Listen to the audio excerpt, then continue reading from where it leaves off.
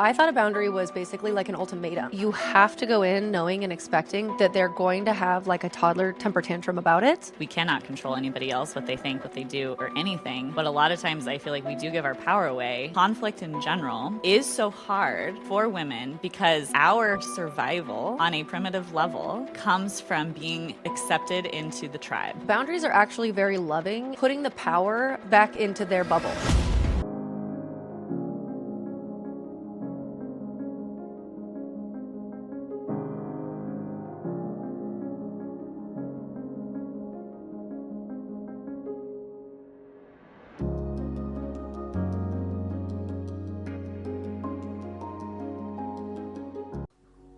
Welcome back to Healthy as a Mother. I am your co-host, Dr. Morgan, and this is the show for becoming and being a mother, where Dr. Leah and I share the natural women's health and motherhood guidance that you've been looking for through our fresh, functional, and balanced lens. And today we are talking about a hot topic that's been highly requested, and it's all about having and holding boundaries in your motherhood. Not the types of boundaries between you and your child, but boundaries between you and other people, maybe your parents or your in-laws, others around you who are disagreeing with the way that you are going to give birth or the way that you parent or whatever it is. How can we understand what a boundary is, what a boundary is not, and how they apply and hold in these various contexts? So I think you're going to love this episode, and let's go ahead and dive in. We're back, and we are talking about a topic that I feel like doesn't get a lot of attention, but should, because it's something that women deal with all the time, but don't necessarily have the tools or maybe the thought process around how to navigate it. And that's boundaries in motherhood, and more around the boundaries with other people in your choices of how you want to do your pregnancy or your birth or parent, or how you want to do things in those early years or with the baby, or anything that has to do with what you are doing, what you are choosing within your family and your household versus what others think or their opinions or what they are doing. And so it's more about boundaries with other adults versus like boundaries with you and your children. But this is an interesting topic, and it comes up especially with, in my experience, with like religious families. If you're choosing to do something different, like a circumcision or not, in like a religious context, or just there's lots of different things that can come up where you might not even be thinking about it until it comes up. And so I think this is a really good thing to listen to even before you get pregnant, but while you're in that journey too. And even if you're, just in the motherhood journey, things come up all along the journey of having your family. So take it away, Dr. Morgan. Okay, yeah. So this one came about because people ask me a lot, how do I handle the negative feedback or opinions from family about home birth specifically? So then I was like, well, there's actually a lot of different things we can discuss in talking about that just one example. So we will get there at some point. But first, I want to set the stage of what a boundary is and what it's not, because this has taken me a very long time to learn. I was not raised with firm boundaries, strong boundaries. I was raised with like rules, but not like a understanding of, oh, you can prefer this and have this different action, and this person has that action, and we have to like respect it. It's just, it really goes back to a mutual respect instead of like cramming control down our throats, like when it comes to the parenting, which is really hard. But this, yeah, as you said, this is more going to be about like, the dynamic between you and your parents, so like the grandparents or your in-laws or any person around you, your siblings, maybe in the way that they're parenting, or your friends in the way that they're parenting. And especially when there's like really loud voices in your inner circle or very overbearing voices, it can be really challenging. Or like certain cultures too. I feel like there's certain cultural things where there's almost like deference, is that the word? No, like a deferring to the grandparents for making ultimate decisions, even above the actual parents. And, or maybe just like loud, like I think about, I don't know if this is true, but I just think about like Italians and how they just are kind of like loud and like uppity, and it's like so fun. But I could also imagine them being like, don't do that with your kid. And then it's just like, how do we handle that sometimes? Or, you know what I mean? So I don't know. I actually don't even know the Yeah, specific no, there cultures. definitely are cultures that the decision making is not always just within the household. It's like everyone has to agree, or that's kind of what it has been in the past. But this new generation, I know it is that way in the Jewish, culture, very much so. But this new generation is sort of breaking away from that. And that is kind of shocking to the older generation who's like, well, how could you ever do that without my permission or without discussing it with me? Or, like that's not how we do things. And so I think that that is the case in lots of cultures for Yeah, sure. and tradition, actually, you're reminding me, like, if there's really strong traditions within a family, specifically around naming, because I know that they do that with Jewish cultures, but I Hmm. have a friend too that I'm thinking of who, like, all of the first boys had the first name in a family for like a very long time, and it was important to Hmm. them. But then the son in that family who ended up having a baby, the one who I knew as a friend, like had a very broken relationship with his family or some, I forget exactly all the way that it all went down, but basically he was like not down to honor this tradition and wanted to name his son something different. And so he and his wife chose to do that, and they like don't speak anymore Wow, because of the way that they chose to name their baby, which is just such a sad thing to me. And we were just discussing Bridgerton before we yes, hopped on the we were. call, and we're not going to give any spoiler alerts to season 4, but it is frustrating when there seems to be these sort of like archaic rules around things Mhm. and how they must be done, when if you could just zoom out and be like, time out, what's the most important thing? Yeah, Like, so what is totally. actually happening here? So, Hmm. anyway, let's talk about this. So, what is a boundary? So, I think a lot of people go into this was my problem initially, is I thought a boundary was basically like an ultimatum. And I was saying, like, like I did not know how to do it in a soft way or a respectful way. I thought it was like, this is what's going on now. And like you have to be kind of like put on your like bitch face and be like, Hmm. or like, as if you were controlling their behavior in a way. But it's really not. It's actually you setting a limit. It's all about putting the power of whose shit is this back into their bubble, you know? So Mm. it's like you're saying, this is my limit in whatever Mhm. capacity. This is what I'm responsible for. This is what I am willing to do. And this is how I'm willing to be treated. And Mm. then basically, like, if this is not going to be the case, I will take some sort of action. It doesn't Mm. actually matter what the other person does. If they continue to, like, say, insult you and you're in a discussion, you can say, okay, I don't want to be insulted anymore. I'm leaving. Like, Right. I am going to remove myself. It's all about you. And it's actually very I powerful when you love start to that. think about that, because the other person doesn't have to do anything or comply at all with what it is that you wish. You are just controlling yourself. I love that you said like what you allow to happen to you because at the end of the day, we cannot control anybody else, what they think, what they do, or anything. But a lot of times I feel like we do give our power away where we don't realize that we have the power to say, I do not want to be treated this way. I will not let that happen, not because I'm going to force your hand to make you be different, which is, I think, what a lot of us try to do. It's just that, okay, if this is what's happening, this is my boundary and I'm doing this action. I think that's really empowering. Like, why are we not taught that? I don't know. It's seriously, it is. It's so empowering. Like once you have the frame shift, and I'm hoping for those that haven't really understood well what a boundary is at the end of this episode, you will feel like you get it. Like you've had the aha paradox, paradigm shift of being like, Mhm. oh my gosh. Because I remember it being really profound for me because I basically learned wrong for like 25 years. Yeah. So, it's like you get to say, oh, okay, this dynamic isn't working for me. Bye. Oh, you know what it reminds me of is our friend Ilana.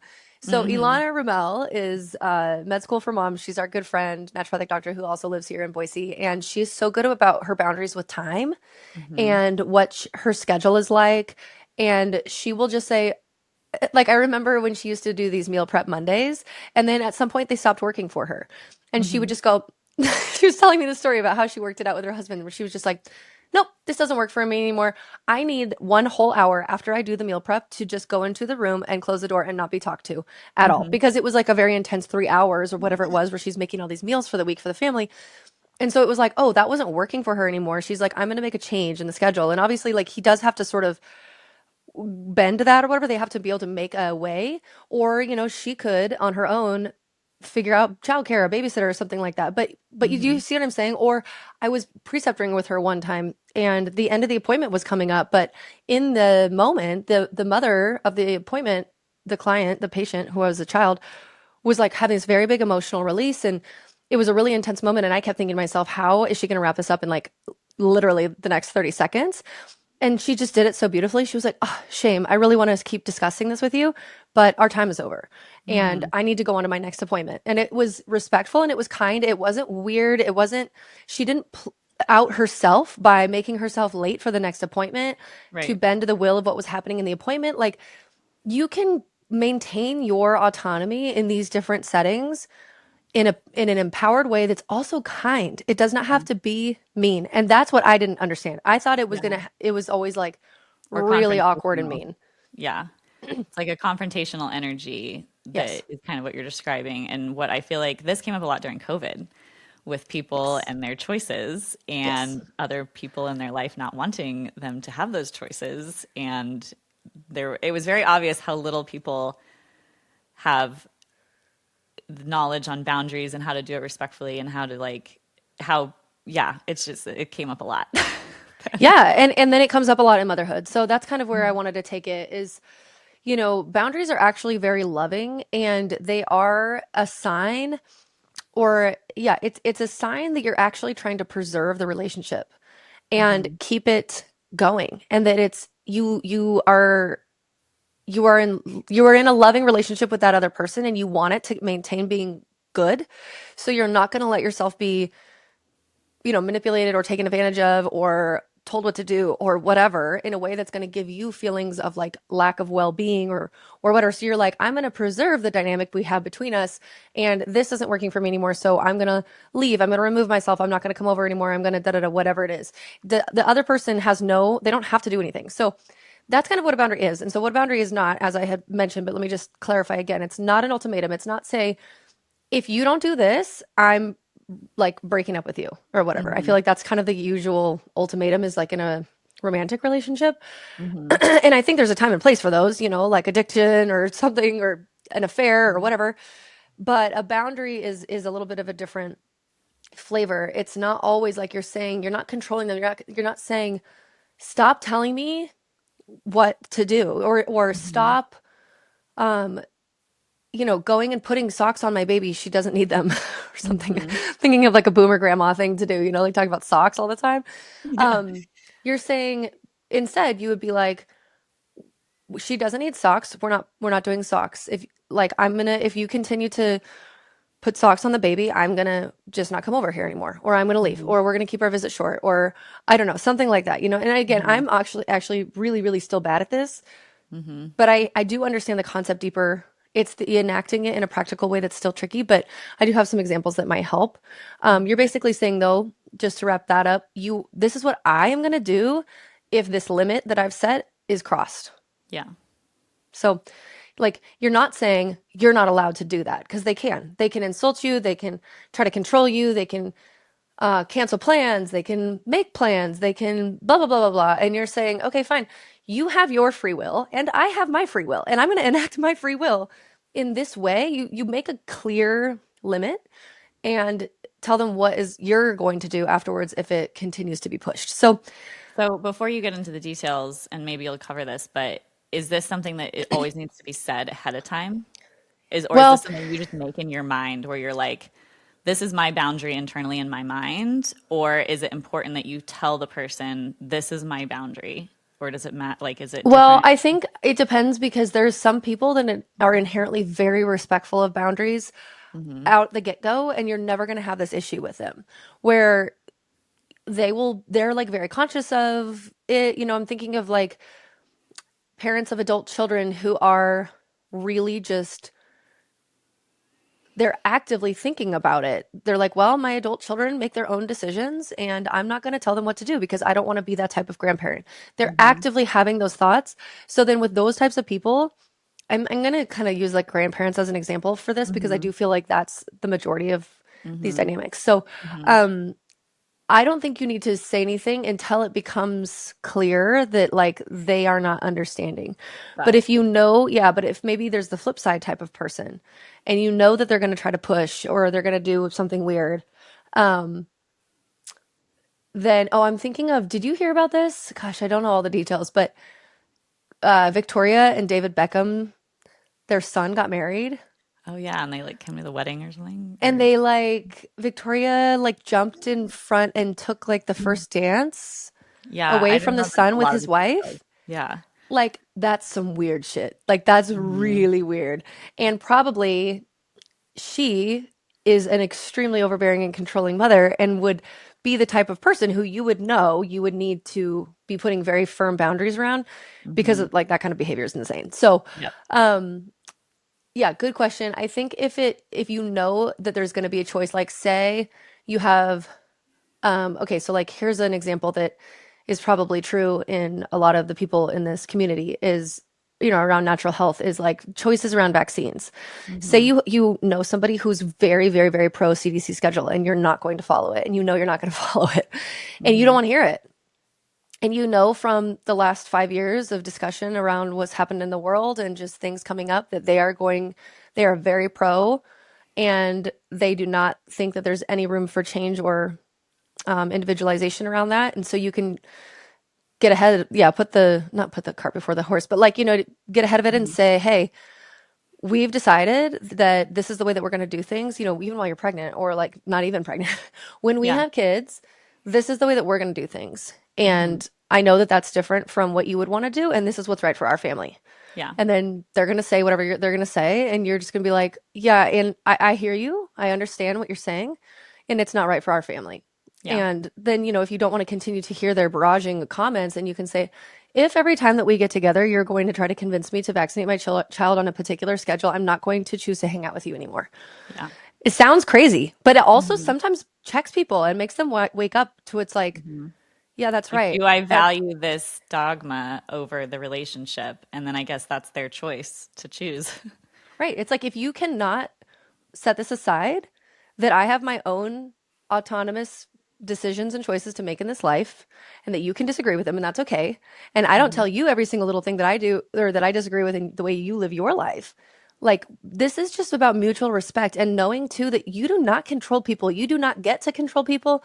You may think that you have the most imperative knowledge that could change someone's entire life about the way that they live or eat or drink or whatever it is. And you can sometimes try to suggest or see if they're open to advice, but at the end of the day, you can lead a horse to water and you cannot make them drink.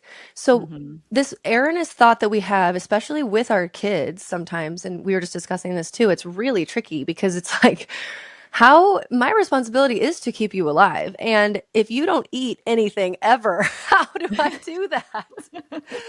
But at the end of the day, it will be okay. It will work out. But more about the dynamic between parents and adult children.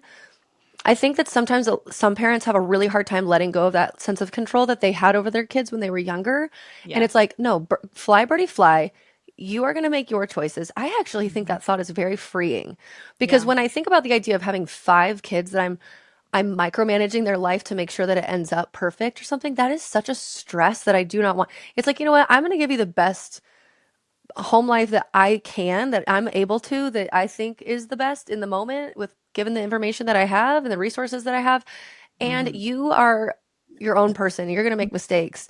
You're maybe going to, you know, get a DUI or have a terrible relationship or get fired or, you know, I don't know, like whatever's going to Mhm. happen. We wish as parents that that kind of thing is not going to happen.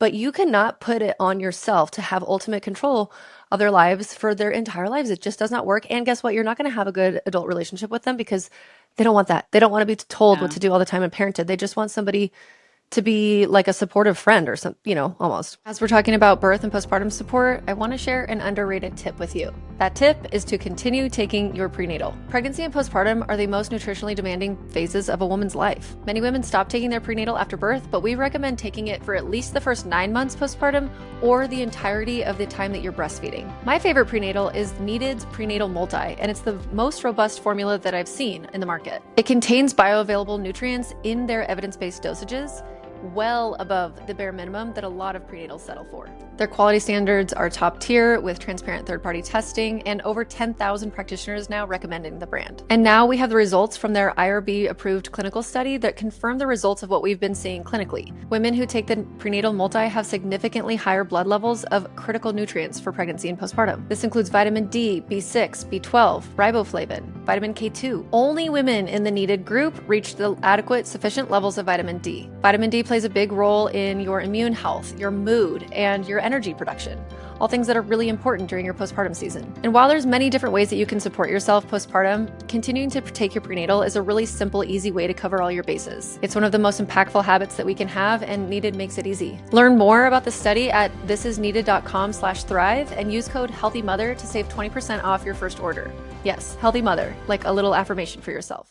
I feel like the root of that in so many situations, because I can feel it in my own self, is, they say the quote, "You're only as happy as your least happy child," which I know people are like, oh, yeah, that totally. But then at the same time, it's like, that's really dysfunctional because that's basically saying, my happiness is based off your happiness. Yes. Therefore, I must control you and your life so that I can be happy.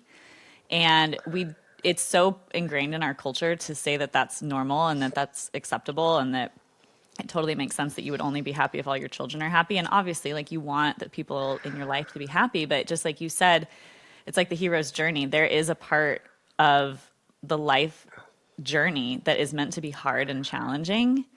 And that is the point. And that is where the growth happens. And that is where the gratitude comes from. And you rob your, people of that when you try to take that away from them. But I do think a lot of it is this people pleasing mentality, or this whole, I'm only happy when you're happy, because I feel that way a lot, even with people in my life who are not my children or my parents. It's like, I need you to be good so that I'm good because I Yes. will feel less guilty if you're happy, so that we're all happy. And it's like, I can't control that. Like, that shouldn't have anything, it should not be about me at all. But that's what happens, and I think with parents too. It's like, I need you to do things in this very specific way because that is going to make you happy. That's what they think in their mind, which will therefore make me happy. And so I am desperate for you to do this thing, because the desperation of these things feels so much deeper than, like, I just want you to do this. It's like, what is driving that behavior? And I think that is a lot of it, is that people attach their only form of happiness subconsciously onto the control of others. So yeah, it's like these are kind of deep rooted things. And so, like you mentioned, if someone is not taking this lightly, like, there might be some deeper things for you to look at or for them to look at. Obviously they might not want to, but it does go deeper than just accepting or even just doing what your mom said. It's like, there's usually deeper reasons even for why they're doing that. Yeah, and something too I want to mention is that if this is the first time that you're setting boundaries with a particular person or set of people who are not good at this initially, you have to go in knowing and expecting that they're going to have like a toddler temper tantrum about it. Mm-hmm. And that's really, really, really normal and Mm-hmm. really, really common. And you don't just give up because of the way that they acted about it. It just Mm-hmm. shows how much it's needed Yeah. because they think that they have control over you and that they have the right to tell you or enact in a certain way in your life that's inappropriate. And they are not Mm-hmm. respecting your autonomy as an adult, as a separate person from them, whatever it is. And so it's a painful process sometimes setting boundaries with somebody who hasn't experienced it before, and Mm-hmm. especially in like maybe a newer dynamic between the two different people. But in time, it does get better. They will learn, and it's just like when you are parenting and you're making a new rule in your house and you are having a boundary with your children. The firmer and more consistent you are, Yeah. the easier. Yeah. You just have to decide this is the way that it is now, Mm-hmm. and never go back, Mm-hmm. basically. Yeah. And it's like with dog training. Like, and I don't mean people are being trained, but there is a flavor though where people and kids. So say like the example of you're at a grocery store and they have like all the candy right next to the register, and the child wants a piece of candy or something like that, and you're like, oh, I know you want that. We're not gonna have it. Mm-hmm. They're gonna like scream and flip around, and so some kids, depending on the temperament of the kid, and freak out. And then the next time you go to the grocery store, they're still going to do it, but it might be like 1 minute less. The Mm-hmm. next time you go to the grocery store, they're still going to do it, but it might be a little bit less, and eventually they're going to just realize, oh, it doesn't matter how many times I No, I ask for don't do this, I'm that. never going to get it. And it goes away and it stops. Yeah. And so it's the same thing in these dynamics. So, and oh, I wanted to say too, when you were talking, it reminded me too of Mama Bridgerton, which I feel throughout the whole season, you can see that she has desires for her children. She's very invested in their happiness and in their lives, and she really does want them to all get married or like whatever it is that's happening. But at the end of the day, too, when some of them are making different choices or decisions, you can see it in her where she's like,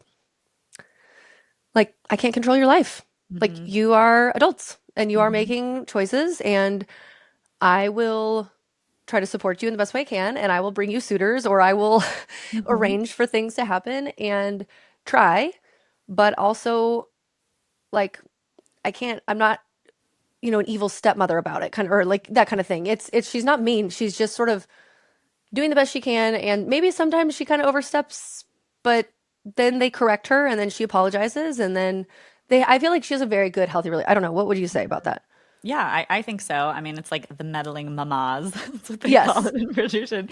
Because yeah, they're trying to micromanage their children's lives, and in many ways, at least in that dynamic, the children, they're the girls especially. The boys have had more autonomy, right? In Yes. the Bridgerton world, the boys have had autonomy because they don't have to be sheltered as much as the girls, but the girls tend to just like do whatever they say. And I think that is how some people have the relationship with their family. And then what is shocking is if you are your own autonomous person, to answer your question, I do think it's healthy. Yes. I would say she like tries a little bit, but I think she's a really good mom. Yeah.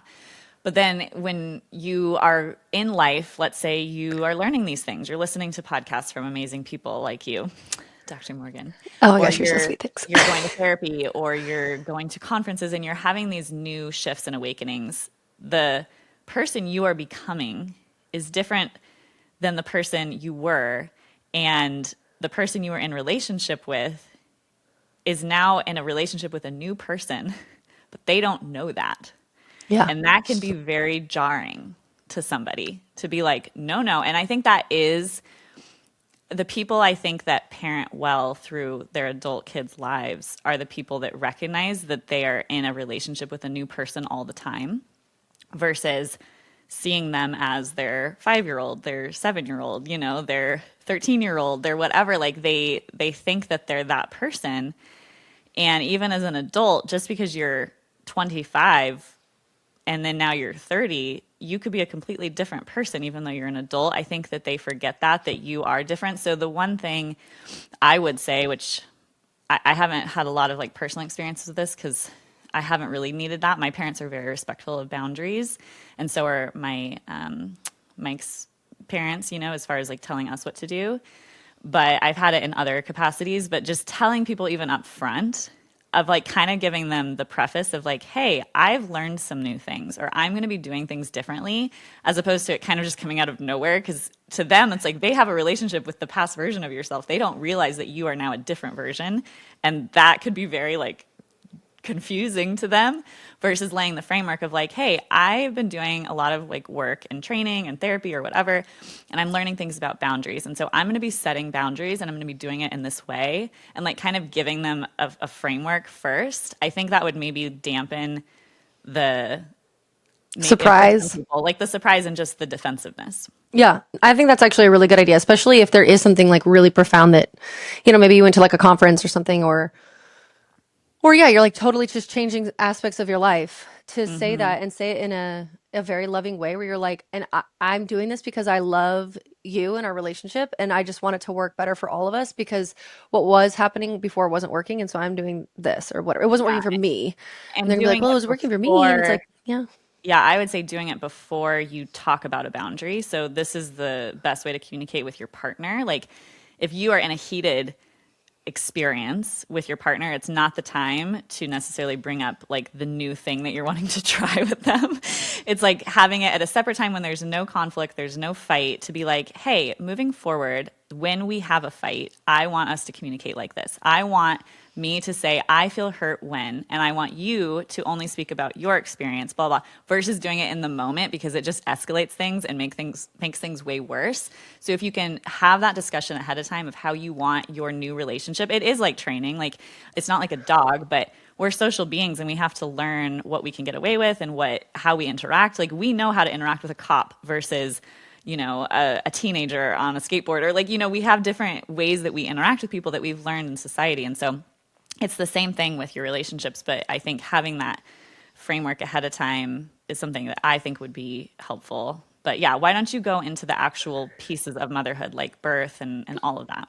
Okay, yeah. And what you just said too, I feel hurt when, and then the other person speaks from there. That is the premise of nonviolent communication, which Hmm. we'll put like a book in the show notes. It's really interesting, like thinking about the way communication could change and be different, that rather than just like reactive and whatever it is that we've learned. And it takes a lot of time and practice, but there are groups all around the country where people literally get together to practice Oh, and wow. role play nonviolent communication scenarios. That's cool. Um, Really cool stuff. So, okay, in motherhood, and let's just go back to the birth example. So, birth is triggering because people have socialization and indoctrination, then they have their own experiences, then they have the experiences of their friends, and they have philosophical, issues with things and whatever. And there is this idea generally, I would say in our culture, that birthing outside of the hospital is like less safe. It's risky. It's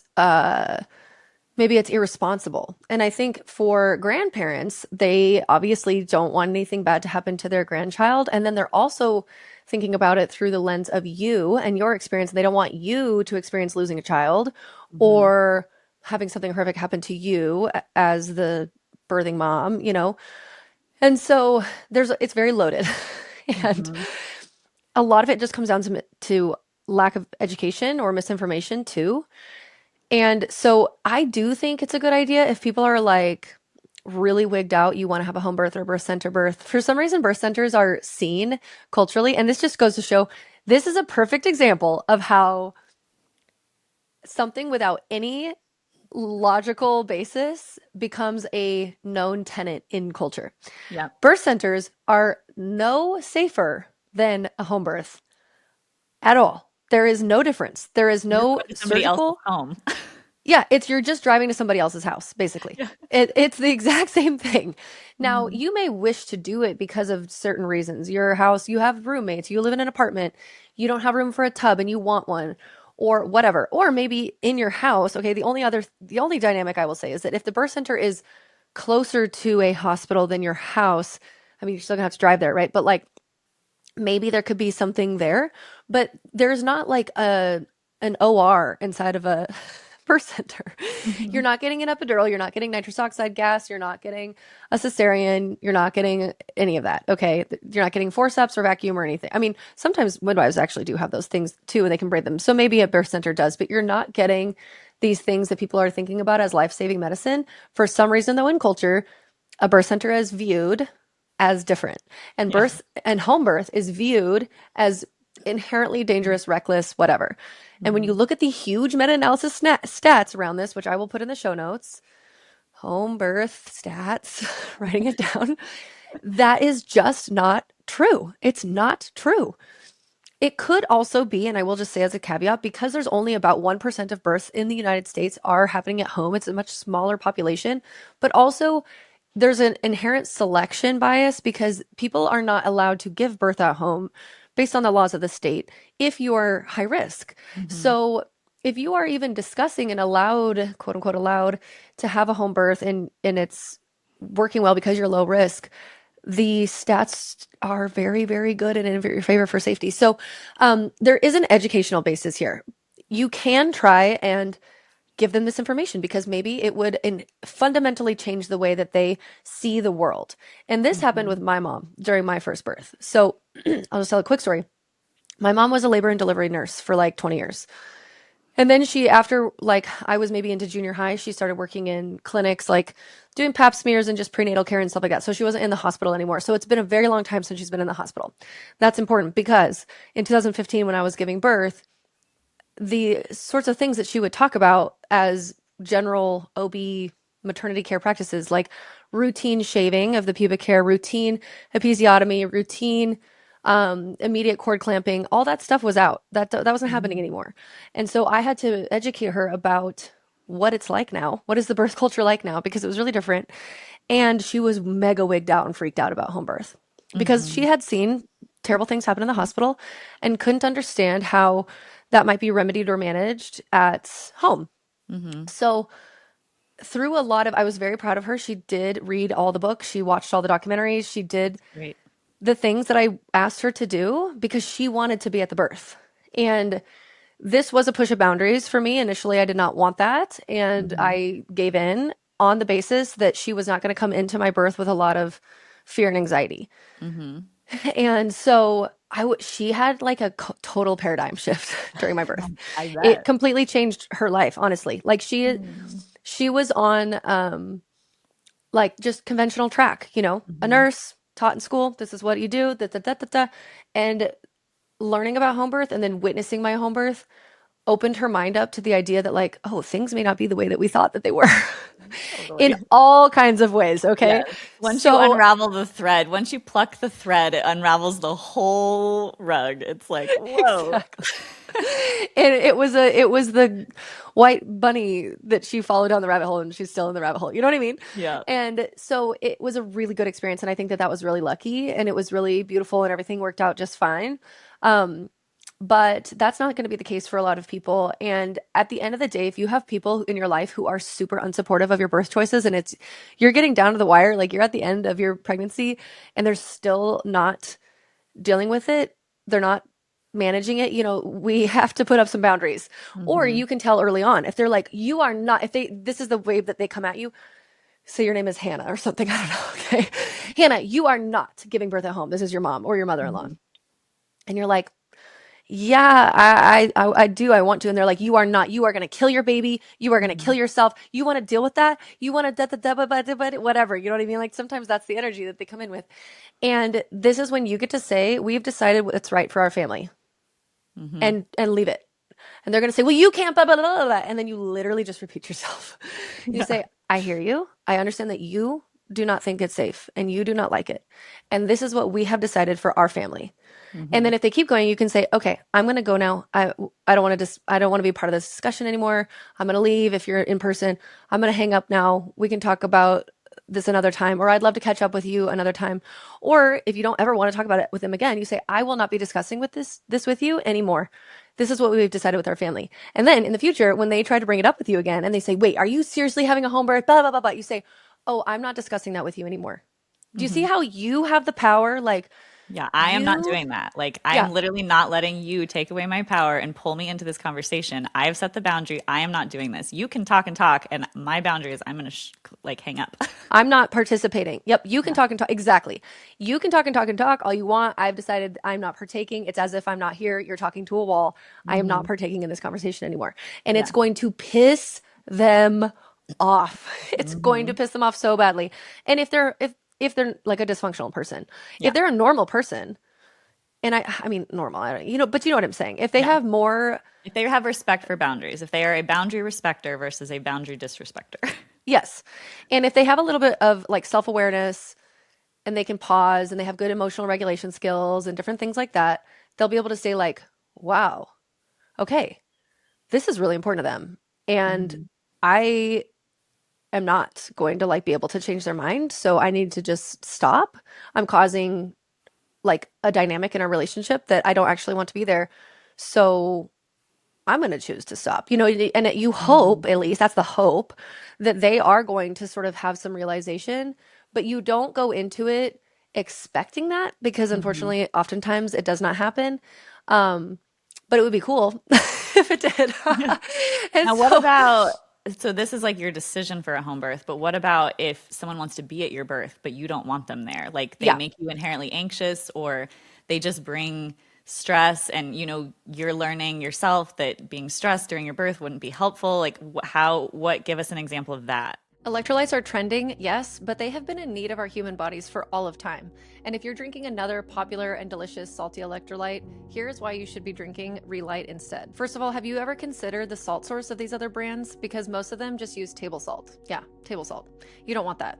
Redmond's Relight Powders uses their unrefined ancient sea salt that they mine in Utah. This salt source contains 60 plus trace minerals along with calcium, chloride, potassium, and magnesium in 2 different forms, glycinate and malate. The minerals that they use in the Relight powders are all in the appropriate proportions and forms too. The metabolic needs of pregnancy, healing postpartum, and milk making require more minerals than in other times of your life. Pregnancy itself demands huge increases in your blood volume, which takes, more minerals. Relight is the perfect blend to be sipping during your pregnancy or during your labor even, and especially while you're breastfeeding. It tastes amazing, and my favorite flavors oscillate between mixed berry, lemon lime, and the strawberry lemonade. But you can try a sample pack and try all the flavors for yourself and see what you think. Use code HEALTHYMOTHER to save 15% on your entire Redmond order. That includes their OG sea salt, other seasonings, bentonite clays, toothpaste, and more.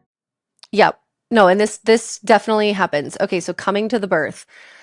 This is sort of insane. And unfortunately, the boomer generation, which is usually our parents, depending on how old you are, or maybe you have like a Gen X or parent or something, if you're like a little cute Zoomer or something right now. I feel so, we're like 36 now. You're I almost know. 36. Oh And, God. but so I do think it's kind of a boomer mindset that they just get to like do whatever they want. I don't know. Mhm. It's a different game. And I do think as millennials, we have changed parenting in so many ways. Mhm. And in some ways it's gotten dysfunctional. Like you see Yeah. all the different gentle parenting stuff and they just have no boundaries. Like that's not Right. good either. No. But no one gets to be at your birth. No one gets to be at your birth besides exactly who you want to be there.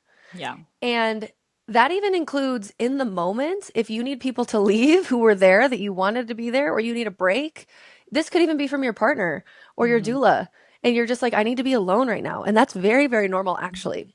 Um, but for a mother, it's not going to be a dad, okay? So for a mother or a mother-in-law to push themselves into that space is entirely, completely inappropriate.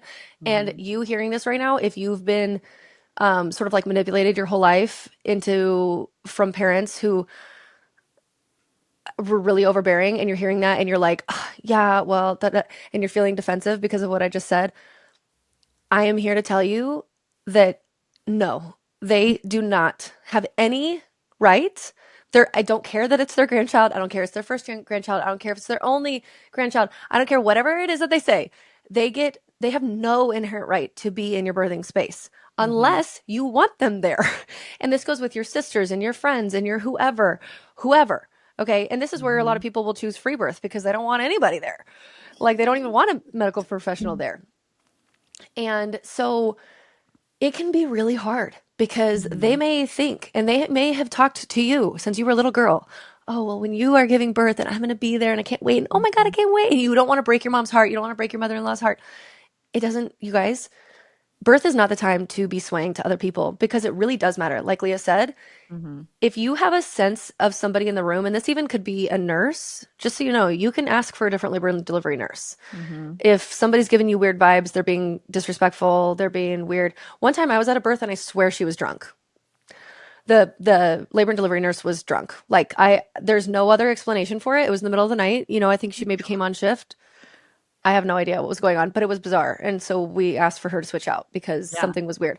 Anyway, but like it matters for the way that your outcome of everything happens, the way your Mhm. hormones are going to work, the way you are going to be able to feel relaxed and get into the labor land zone, the way you may feel like a watched pot or self-conscious, and then now you're naked, and then now you're pushing, and then you don't like this person here and watching you, and you're acting, doing weird things, and you feel like maybe your whole life you've had to be like prim and proper or something. I don't know, whatever. There's a million Mhm. different dynamics. But so you say, if they're like, I'm coming to your birth, and it's the same thing. You say, hey, mom or mother-in-law, I know that you've been saying some things lately that you are forming an expectation that you're going to come to the birth. And Jonathan and I, whatever his name is, Jonathan and Hannah, okay? Jonathan and Hannah, you're great couple. They're a lovely couple. They're a lovely couple. They go golfing on the weekends and Oh all my sorts of stuff. God. Um, John and I have decided that it's just going to be us and the doula at the birth. Mhm. And they're going to say, and you just kind of, the one other tip I have about boundary conversations is you sort of say less, as little as you can, and just see what you're being clear still. You say enough to be clear, but you don't need to over explain. Yeah. So you just pause and you stop and you see what their reaction is. And they might be like, oh, well, okay, very well. And that's actually a great reaction, in my Yeah. opinion, because they're Mhm. not trying to argue with you. They're not trying to change your mind. They're clearly mad, but like Yeah, you they're have to clearly expect hurt they're going and to be mad. mad, but they're respecting your boundary. Yes, but they're 'Cause they saying, have a right oh, to be mad and sad because yes, they're now having a disappointment experience, but it's not your job to manage that experience for them. exactly. I'm so glad you said that.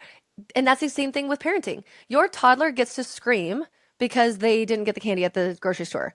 And you are not responsible for that reaction of theirs. Hmm. You get to let them have their feelings. Like that's on them. That's their Yeah. life. And Hmm. maybe in the moment, if they have to be quiet for some reason because you're like, so, I don't know, you can say, okay, let's talk about this in the car or whatever. But like they get to have whatever because you are not going to come and usurp their feelings and try to control them. So if your Hmm. mom or your mother-in-law has some whatever reaction, you don't get to be like, no, you don't get to act like that. You don't get to say like that, da, da, da, da, whatever it is. That's not the point. They actually get to do Hmm. whatever the heck that they want to do. Yeah, And totally. you just are holding firm that we've decided that this is what's going to happen. This is what's right for us. And if they're like, but why? Why? Or if they're very Hmm. sad and they're pulling on your heartstrings and you're just feeling like, oh, it's so difficult because you're people pleasing a little bit and you want them to be happy. You just say, because I have learned so much about birth and the fewer variables that I have in the room for me is going to be the best. And Hmm. I know you love me and I know you love this baby. And I thank you so much for respecting our boundary. You can even kind of pull that kind of thing in. It's a little bit Yeah. manipulative, but it also just helps to show them if they are drowning and you Like can you don't have a tell. choice. Like, thank you for doing this. Like, this is the only choice. Yes, it is. I'm This is already the, thanking you because it's already been done because there's yes, no other yes, option. you're so confident. Okay, that's another thing. You have to go into these boundary conversations so confident. And Hmm. you can feel like your heart might be racing, your nervous system's actually completely freaking out. If you're like me, that's what's Yeah, happening. totally. And you have to just put on a cool face, your poker face, and be like, thank you so much for respecting our boundary. Where it's just going to be us. We will let you know as soon as the baby is born, or I will let you Hmm. know that I'm in labor, or maybe you don't want to do that, or whatever. Another situation is people from out of town flying in for the birth. Hmm. This one gets crazy because the idea that people are just going to come in before your baby has been born and sit and wait for you. And they're like, no, no, no, it's okay. We'll get a hotel. Or sometimes they're not like that. And they're like, we'll just stay in your guest room. And Yeah. you're like, yeah, you're what? You're not staying in my guest room for like 2 weeks while I wait to have a baby.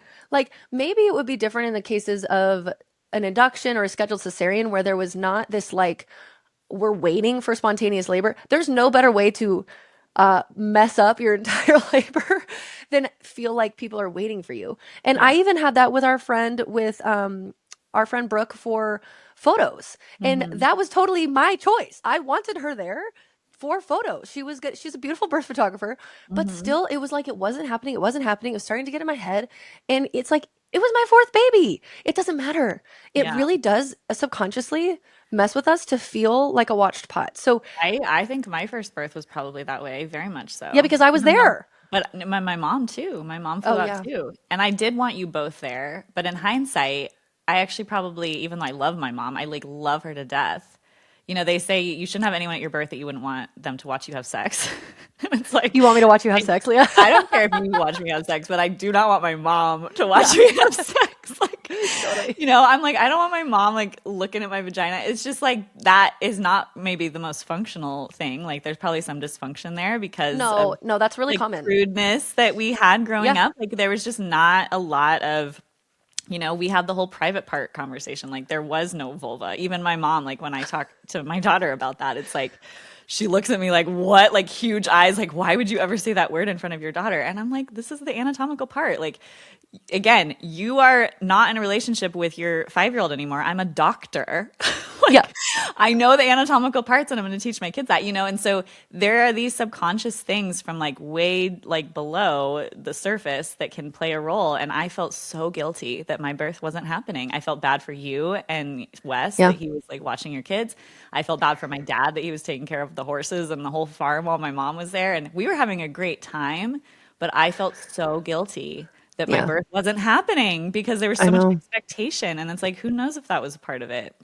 It totally could have been. Absolutely. I mean, I do remember those 3 weeks being like the best 3 weeks They were like the ever. best 3 weeks of my life, but you flew in early and then I was 2 weeks late and then I you couldn't know. even be And at the birth. and yeah, with Brooke, it was like I wanted her there. I wanted her there desperately. And then there was this, what happened is because my other babies had been born all around their due date, when I started to pass those days, I started to freak out. Hmm. And then that didn't help anything. Also, my kids had hand, foot, and mouth, and I think my body was like, don't Yeah. give birth to a newborn when they're all sick. But still, it's just like, unfortunately, even if we want these people here, there is a dynamic of feeling, yeah, guilt and like we need to be entertaining or just wondering like, is this person so bored? Like, what is going on? Mhm. And so having people fly in and wait for the birth of your baby is a really, really bad idea unless you want them there. Some people live far away from their parents and they're like so delighted to have their parents there and they're like cooking and they're having so much fun and like they don't have any kind of stress about it for some reason. And yeah, Mhm. their parents didn't have responsibilities back at home that they were like put, like yours did, like with the horses Yeah. and stuff. They don't have that. There's like no dynamic. Like I can see that as a situation. And if that's you, cool, whatever. I'm not talking about you then. So I don't want people to be like, well, I loved it. And it's like, okay, well, cool. I'm obviously not talking about you then. That's great. Right. I'm talking to the people who are like, no way, in-laws, are you coming in and just waiting? You say to them, we're not having visitors for the first week of the baby's life, like while we recover and settle in. Um, we will let you know as soon as the baby's born and we can make a travel plan. And they're going to say, Hmm. oh, no, no, we've got it. We're going to just come. Yeah, it's okay. We're going to just make it a vacation. We're going to get a hotel on the other end of town. And you say, we are not having you come in until after the baby is born. And Hmm. if they really, and sometimes your people. Will it help them to understand why? Because this is going to inherently stress me out. They're, "Oh, you don't need to be stressed. Don't stress. What do you mean that's going to stress you? Oh my God. Well, have fun in parenthood then if that's going to stress you out. Like whatever the hell they're going to say, right? And you say, no, you're not flying in. Well, and at the end of the day, actually, you can't really control if they're going to fly in, which is a big bummer. But you can say, I am not Yeah, but seeing you you cannot see them. Yeah. one time until this baby is born. I am not acting like you're here. And Hmm. that's shitty because they may still do it. And then you do know that they're there. And that is a Hmm. really unfortunate situation.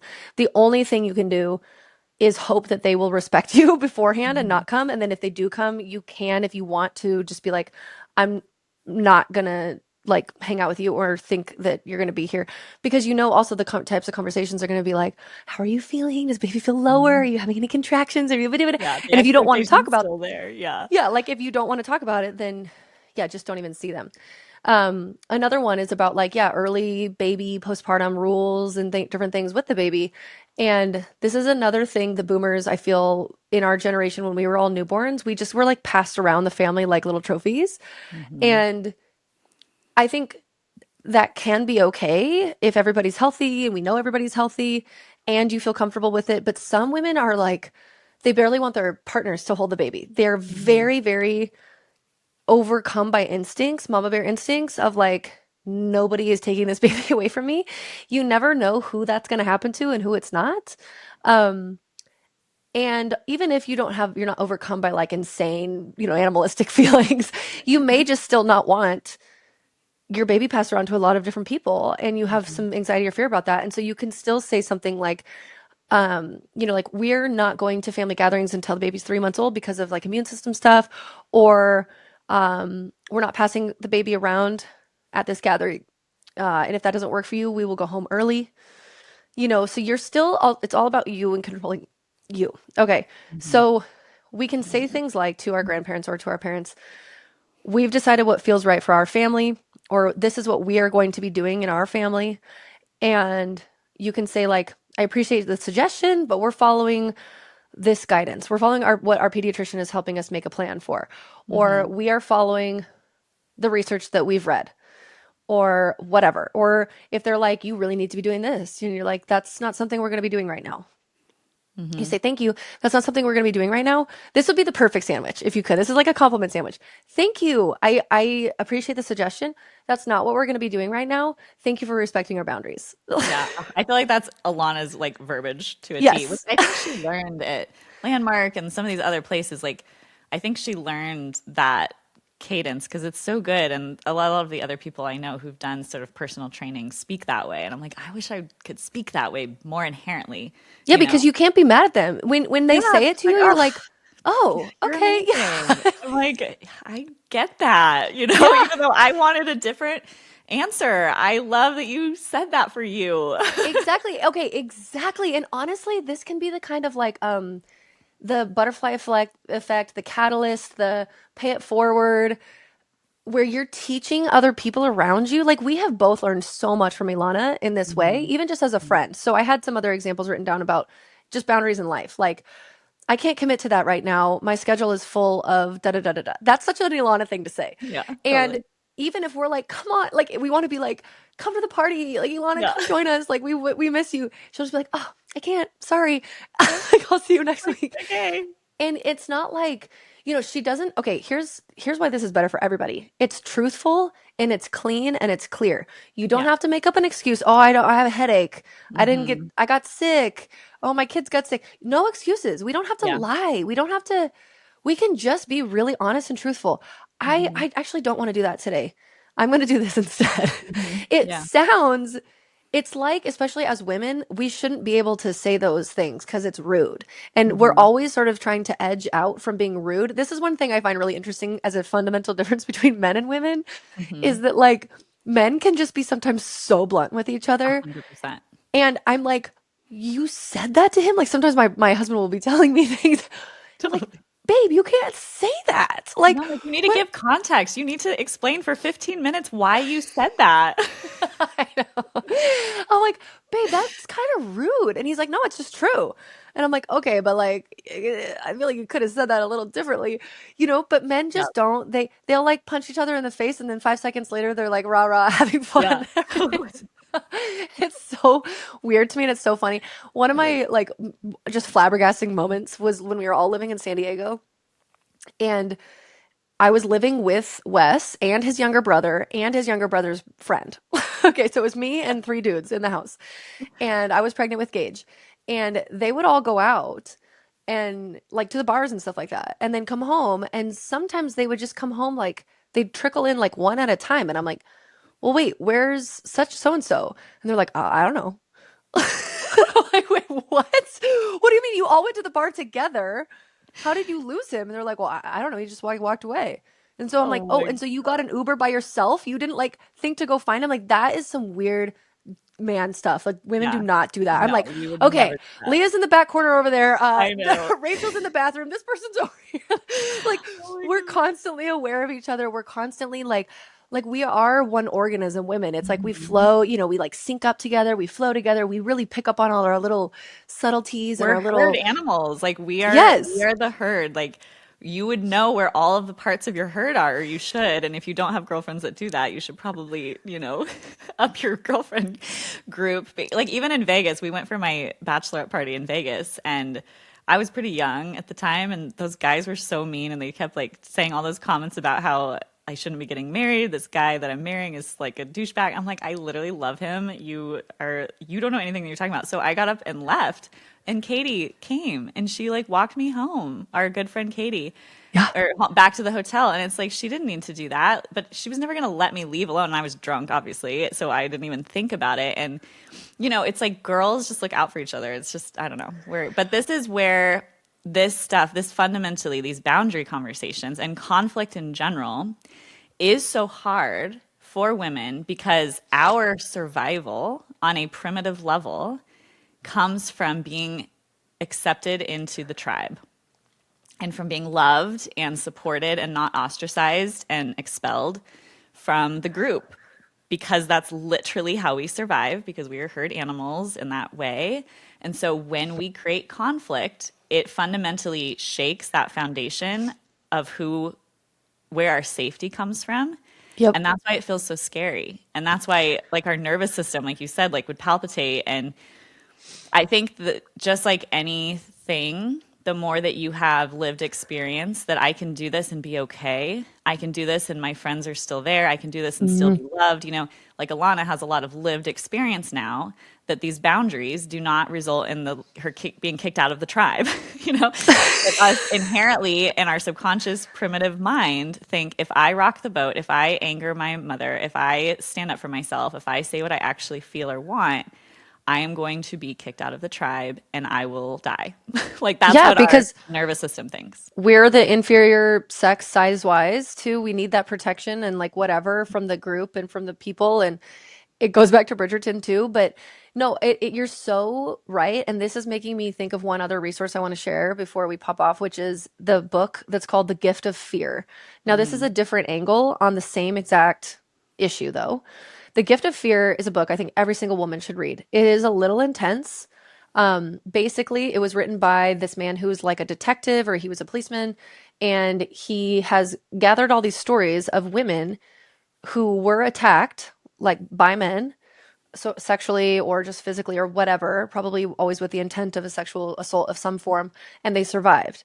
And he interviews them, and I think he says in the book that he's autistic. And what mm, he came to realize was that there was these patterns where all of the situations, the women actually knew something was awry before.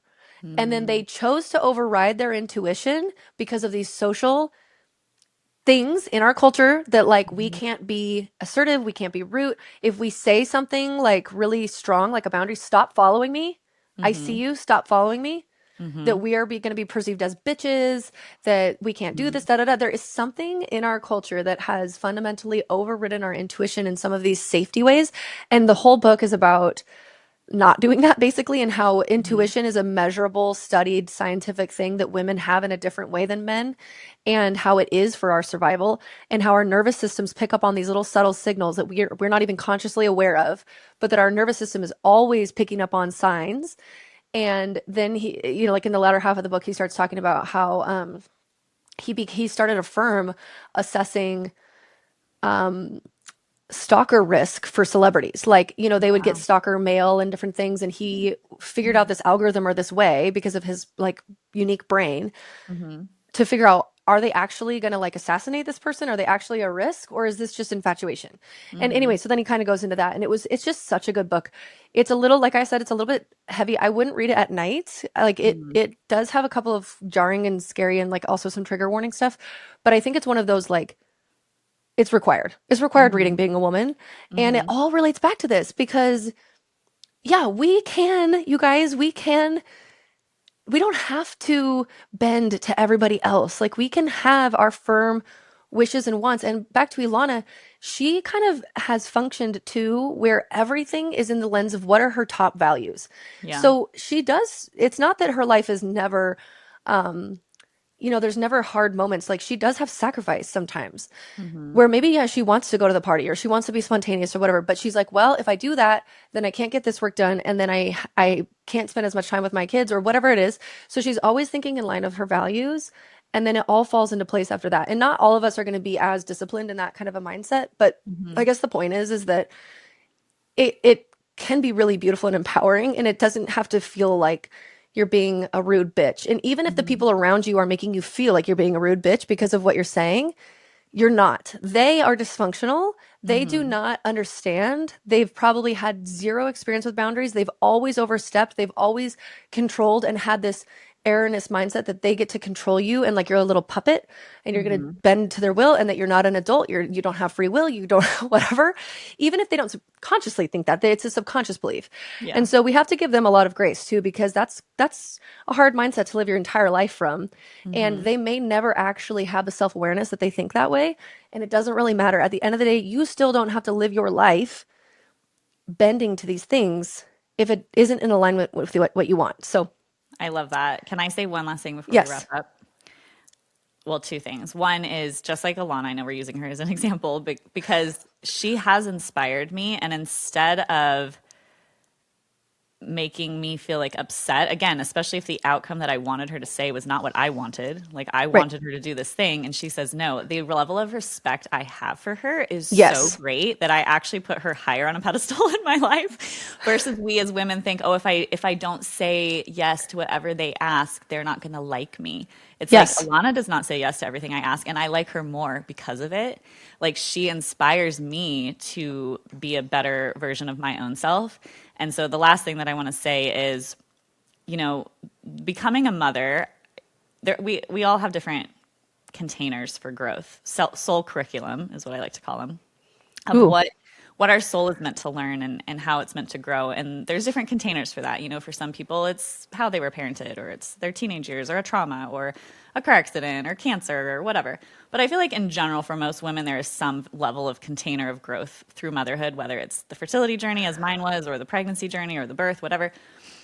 This could be part of your container of growth, of you stepping into your power, and it can happen before you even give birth. You know, a lot of women can have a really empowering experience with birth where maybe for the first time they feel so powerful or they feel in their power. And a lot of it is because we have to make really hard decisions within this really complicated context of all these other people's wishes and whims, whether it's the hospital or the doctor or, you know, your friend or your mother or whatever. And so if you're listening to this, no matter where you are on that journey, but especially if before you've had a baby or another one, you know, how can this be a practice or the beginning of stepping into that version of yourself where you are empowered, and it can start with this conversation and then that can snowball into now you have autonomy of boundaries with your provider or in the hospital, and it could completely change the entire identity that you have of yourself as a woman moving forward till the end of time. Like this could be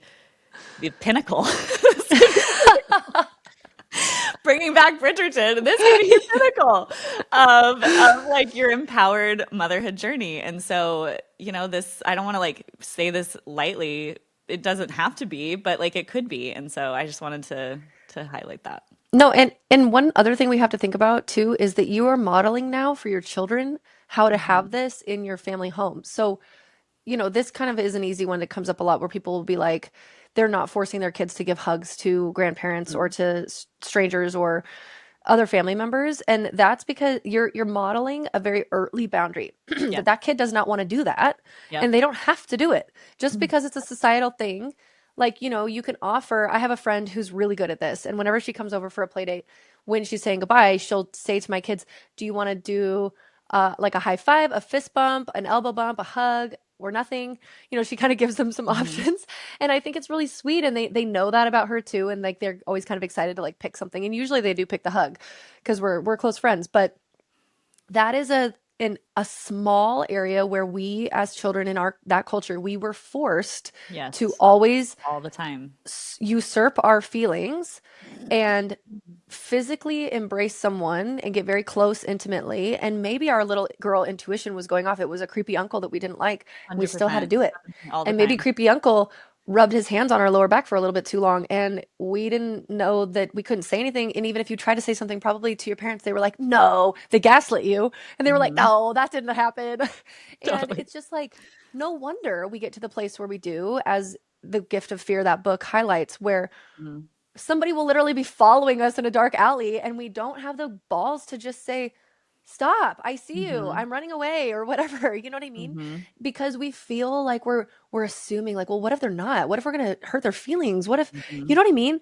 Like, and it's not insignificant. So when we can model boundaries for our kids based on the way that we are living, it's honestly such a gift for them so that everybody can live in a way that works for them. Yeah. And it teaches other people, you do not get to tell me what to do. Like, Mhm. you just don't. I Mhm. I am not your little puppet.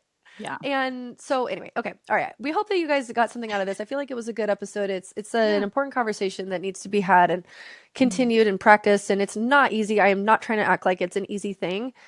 it's more the concept so that you can start to work it into your life because it is awkward. And especially if you have people in your life who are really like overbearing or like very, very, they're gonna push back on these ideas.